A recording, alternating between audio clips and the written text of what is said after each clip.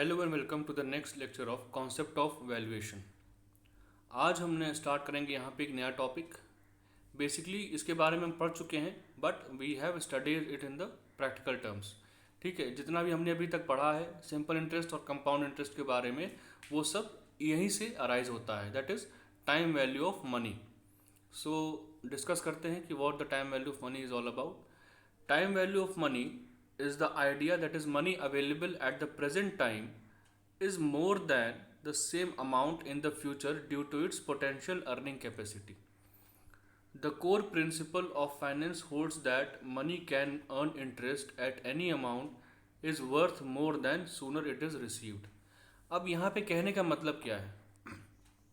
कह रहे हैं कि अगर कोई भी हमारे पास मनी है, इस केस में जैसे मान लीजिए कि मनी की जो वैल्यू है वो प्रेजेंट टाइम में ज़्यादा होती है as compare to its future time period. जैसे मान लो कि अगर हमारे पास अभी 100 रुपये हैं, ठीक, तो 100 रुपये में जितना सामान अभी हम परचेज कर पाएंगे, ठीक है, आने वाले मान के चलो 5 साल में या 10 साल में वही 100 रुपये अगर हम दोबारा कहीं लगाएंगे या दोबारा सामान लेने के लिए जाएंगे 100 रुपये में, सो हमको कम क्वांटिटी मिलेगी किसी भी सामान की। क्यों? क्योंकि मनी की वैल्यू गिर चुकी है। या फिर इसको ऐसे भी समझ सकते हैं कि अगर मान लीजिए कि 100 रुपये हम लेट से 2010 में हम इन्वेस्ट करते थे कहीं पे, या फिर 2010 में हम कुछ भी सामान लेने जाते थे 100 रुपये का, तो हमको ज़्यादा यूनिट्स मिलती थी उस क्वांटिटी उस सामान की। लेकिन अगर इस टाइम कहीं भी लेने जाओगे 2021 में, वही 100 रुपये आप लेके जाएंगे तो आपको किसी भी सामान की कम क्वांटिटी मिलेगी। इसका मतलब क्या है कि फ्यूचर टाइम पीरियड में मनी की वैल्यू जो है कम हो जाती है और प्रेजेंट में वो वैल्यू ज़्यादा रहती है हमेशा। मतलब जो 100 रुपये की वैल्यू आज 2021 में होगी, वो आने वाले 5 साल में या 10 साल में वैल्यू नहीं रह जाएगी। ठीक है, मतलब present value is more than the future value. Present time worth is more than the same amount in the future.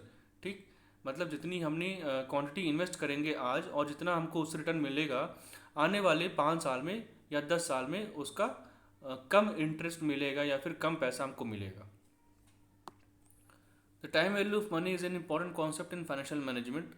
It can be used to compare investment alternatives and solve problems of loan leases and savings. ठीक है, सो इस case में क्या है कि यहाँ पे हम डिफरेंस कर सकते हैं।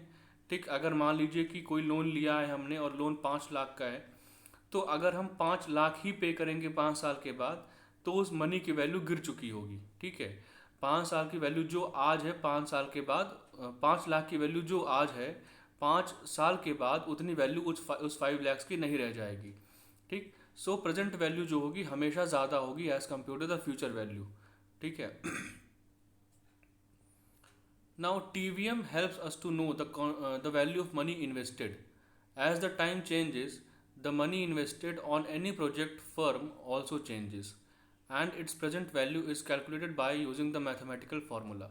ठीक है, यही कहने का मतलब है कि जैसे जैसे टाइम बढ़ता जाता है वैसे मनी की वैल्यू भी आपकी कम होती जाती है, अगर उसमें इंटरेस्ट नहीं जुड़ा है तो। ठीक है, अगर 5 लाख आज आपने लिया है कहीं से और वही 5 लाख फिर बाद में देंगे किसी इंसान को 5 साल के बाद या 10 साल के बाद, तो उस मनी की वैल्यू जो होगी गिर चुकी होगी, उस मनी की वैल्यू कम हो चुकी होगी।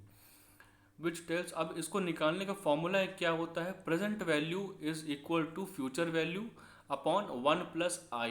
अब आई यहाँ पे इंटरेस्ट रेट नहीं है, इतना ध्यान रहे। आई का मतलब इंटरेस्ट रेट नहीं है, आई डिस्काउंट रेट है। इस पे भी बेस्ड क्वेश्चंस होते हैं जो कि हम सॉल्व करेंगे आगे चल के। अब पीवी का मतलब क्या होता है? Present value. F V stand for future value. I होता है डिस्काउंट रेट। डिस्काउंट रेट भी कह सकते हैं, कूपन रेट भी कह सकते हैं, कॉस्ट ऑफ कैपिटल भी कह सकते हैं इसको।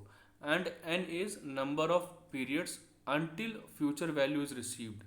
ठीक, एन क्या है यहाँ पे? Number of periods. ठीक है, ये फॉर्मूला अगर आपको कुछ समझ में आ रहा हो तो कुछ कुछ आपका कंपाउंड इंटरेस्ट की तरह रहता है फॉर्मूला ये। ठीक है, और यहाँ पे जो ये पार्ट दे रखा है आपको, नीचे वाला जो पार्ट है, ये आपका बेसिकली कंपाउंडिंग पे ही अप्लाई होता है। ठीक है, सो फ्यूचर वैल्यू और प्रेजेंट वैल्यू निकालने के लिए हमेशा हम कंपाउंडिंग कॉन्सेप्ट का ही यूज़ करेंगे। सिंपल इंटरेस्ट का यहाँ पे कोई भी यूज़ नहीं करना है। ठीक, हमेशा कंपाउंड इंटरेस्ट का तरीका यहाँ पे लगाया जाएगा। So present value will be equal to future value upon 1+i to the power n। ये आपका फॉर्मूला होता है for calculating the present value. ठीक है, नाउ लेट्स मूव ऑन। अब यहाँ पे reasons for the time value of money, ऐसा क्यों होता है कि मनी की वैल्यू टाइम के साथ साथ कम हो जाती है। सबसे पहला क्या है, risk and uncertainty. As we know the future is never certain and we can't determine the risk involved in the future because outflow of cash is in our hand and payment, whereas there is no certainty for future cash inflows। ठीक है, future में जो चीज़ें होती हैं, जो events होते हैं, किसी को पता नहीं होते हैं कि कैसा वहाँ पे मार्केट बिहेव करने वाला है। ठीक है, मार्केट में कौन सी चीज़ या मनी सप्लाई ज़्यादा होगा या कम होगा। सो उस वजह से हम टाइम वैल्यू ऑफ मनी निकालते हैं वहाँ पे। Next is inflation. इन्फ्लेशन भी यहाँ पे होता है, और इन्फ्लेशन क्यों होता है, रीज़न यही है कि जैसे 100 रुपये की वैल्यू में अगर हम आज जो सामान परचेज कर पा रहे हैं, आने वाले 5 साल के बाद 100 रुपये में हमको कम क्वांटिटी मिलेगी। इसका रीज़न सिर्फ और सिर्फ यही है कि we are facing the inflation. क्यों? क्योंकि उसमें महंगाई जुड़ चुकी है। ठीक है, महंगाई होने के बाद क्या होता है कि आपकी जो मनी की वैल्यू होती है वो कम होने लगती है, कम हो जाती है।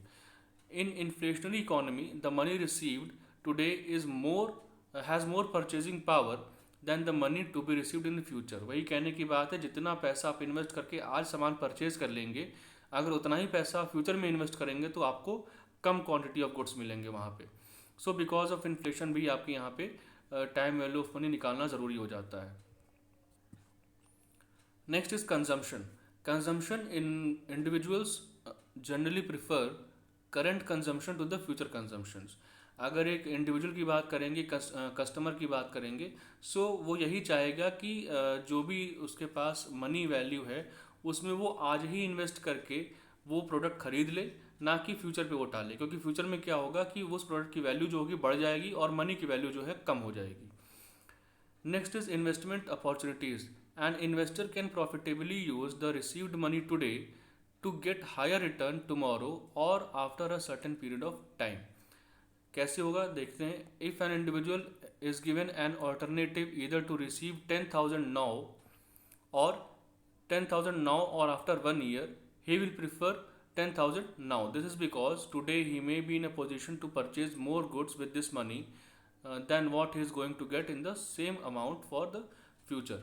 कहने का मतलब ये है कि अगर किसी इन्वेस्टर से आप पूछेंगे कि आपको 10,000 रुपये हम दे रहे हैं, सो अभी लेना पसंद करोगे या 1 साल के बाद लेना पसंद करोगे, तो वो यही कहेगा कि मुझे वो पैसा अभी चाहिए। क्यों? क्योंकि उसी 10,000 में हम इस समय ज़्यादा प्रोडक्ट्स खरीद सकते हैं, और अगर 1 साल वहाँ पे ख़त्म हो जाएंगे, 1 साल के बाद अगर उसी हम पैसे को लेके निकलेंगे मार्केट में, सो हमको कम क्वांटिटी ऑफ गुड्स वहाँ पे मिलेंगे।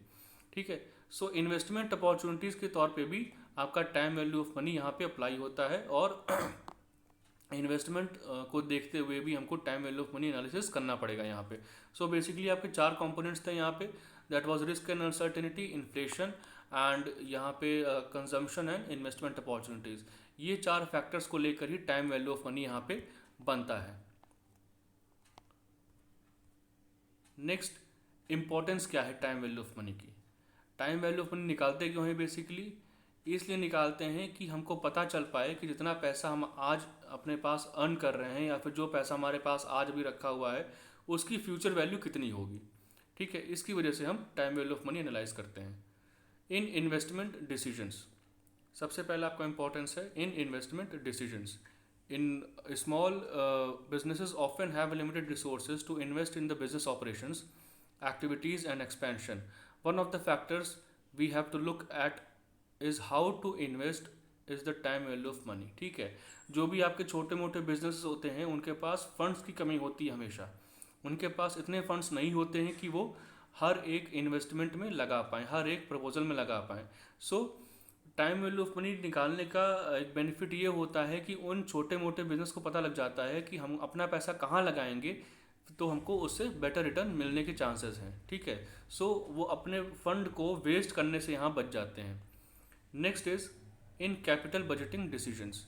When a business chooses to invest money in a project such as expansion, strategic acquisition, or just the purchase of a new piece of equipment, it may be years for that project begins producing a positive cash flows. Thus, business needs to know whether those future cash flows are worth upfront investment. कहने का यहाँ पे ये मतलब है कि जो भी आपका कैपिटल बजटिंग डिसीजन होगा, ठीक है, कैपिटल बजटिंग डिसीजन का मतलब ये होता है कि जो भी हम पैसा इन्वेस्ट करते हैं लॉन्ग टर्म असेट्स में, या फिर यूँ कहें कि बिल्डिंग्स, मशीनरी, प्लांट्स परचेज करने के लिए जो भी हम पैसा लगाते हैं उसको बोलते हैं कैपिटल बजटिंग इन्वेस्टमेंट, ठीक है। सो टाइम वैल्यू ऑफ मनी निकालने का एक बेनिफिट ये भी होता है कि हमको पता लग जाता है कि जो भी हम लॉन्ग टर्म इन्वेस्टमेंट करने वाले हैं, जो भी हम प्लांट, मशीनरी या बिल्डिंग परचेज करेंगे, फ्यूचर टाइम पीरियड में वहाँ से हमको पैसे मिलने के चांसेस हैं भी या नहीं, ठीक है। जो भी रिटर्न हमको मिलेगा वो हमारे पर्पस से बेनिफिशियल होगा या फिर हम जस्ट अपना पैसा बस वहाँ पे एक तरीके से वेस्ट कर रहे हैं, ठीक है। सो टाइम वैल्यू ऑफ मनी में आपको कैपिटल बजटिंग डिसीजंस का एक तरीके से यू कैन से यहाँ पे प्रॉफिट एनालिसिस मिल जाता है कि जो भी हम पैसा लगाएंगे फ्यूचर टाइम पीरियड में, जो भी हम इन्वेस्टमेंट कर रहे हैं लॉन्ग टर्म असेट्स में बेसिकली, उसका रिटर्न हमको कितना मिलेगा। So next is your valuation concept. अच्छा, वैल्यूएशन कॉन्सेप्ट जो होगा यहाँ पे निकालते कैसे हैं समझ लीजिए कि जैसा हमने तक अभी पढ़ा था, let's see, if an individual is given option A to receive 10,000 now and B after 3 years, he will prefer 10,000 now because although the amount is same, you can do much more with the money if you have it now, ठीक है। एक कोई person ए है, ठीक, उससे बोला गया कि 10,000 आपको हम अभी दे सकते हैं और 1 साल के बाद दे सकते हैं, दोनों में से कौन सा ऑप्शन आप चूज़ करेंगे। तो वो यही बोलेगा कि हमको आप वो 10,000 रुपये अभी दे दीजिए। क्यों? क्योंकि उस मनी की वैल्यू जो होगी अभी करेंट टाइम में वो ज़्यादा होगी, ठीक है। By receiving 10,000 today, you can increase the future value of the money by investing and gaining interest over a period of time. For option B, you don't have to time on your side and the payment received would be the future value, ठीक है। सो यहाँ पे क्या है कि option A जो होगा ज़्यादा प्रॉफिटेबल होगा। कौन सा ऑप्शन ए है? जहाँ पे आपको पैसा अभी मिल रहा है in the current time period जो पैसा मिलेगा, ठीक है। अगर फ्यूचर में रिसीव करोगे सो उस मनी की वैल्यू जो होगी वो कम हो चुकी होगी, ठीक। इसी से बचने के लिए हम लगाते हैं इंटरेस्ट, ठीक है। इसी चीज़ से बचने के लिए हम लगाते हैं इंटरेस्ट। इंटरेस्ट के बारे में अब कल डिस्कस करेंगे, ठीक है। फॉर द टाइम बिंग आज के लिए इतना ही। Till then keep practicing, be happy and be safe. Thank you.